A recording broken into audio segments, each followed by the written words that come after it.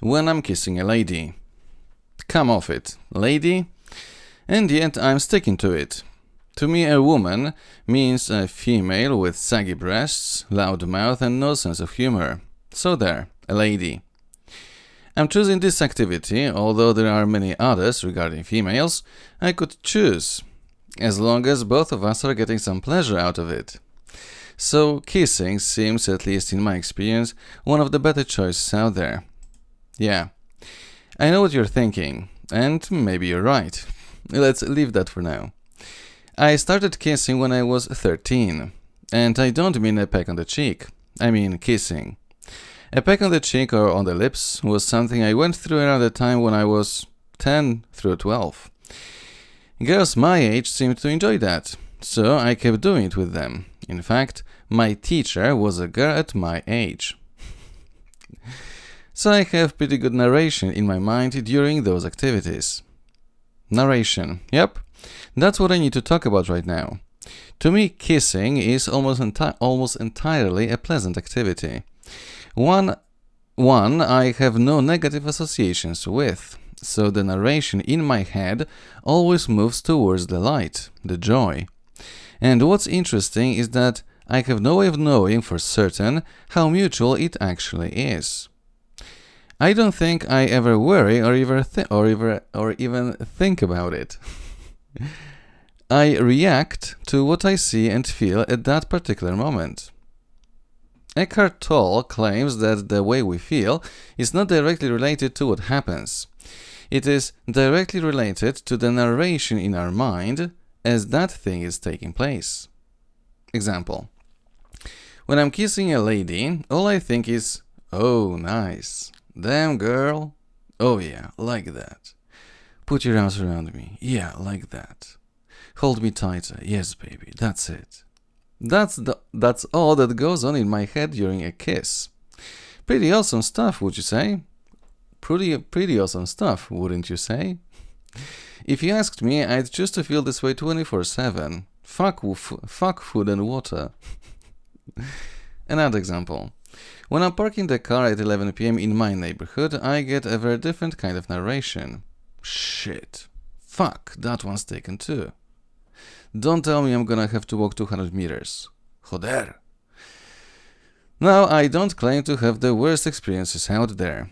I'm sure that we'll be able to find someone whose life is probably even more horrific than that. That being said, I don't enjoy myself when that kind of narration takes place inside my head, regardless what's actually taking place. So what?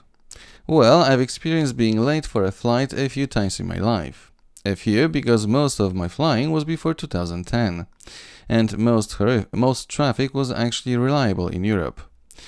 And each time I was late for a flight, I reacted and felt very differently. It's a vivid memory. The first time it happened in Spain, and it was such a small airport I can't even recall the neighboring town. But I remember I couldn't care less. There was nobody waiting for me. There was nothing out there for me to dig my hands in right away. I was chill. Probably even more than after some long holiday. I got a new ticket, grabbed a book, and spent some good time outside, in a beautiful sunny weather, surrounded with beautiful hills, and watching gorgeous Spanish ladies. It was actually a pretty good experience when it comes to think about it. The next time it happened, I arrived late at the airport because of my driver. And the whole way to the airport I was angry, upset, frustrated, and worried. And there was some Colombian guy with me who, if we didn't make that flight, might have had difficulty leaving the country. That was true. In my experience, that's enough to get really upset. I hate situations like that.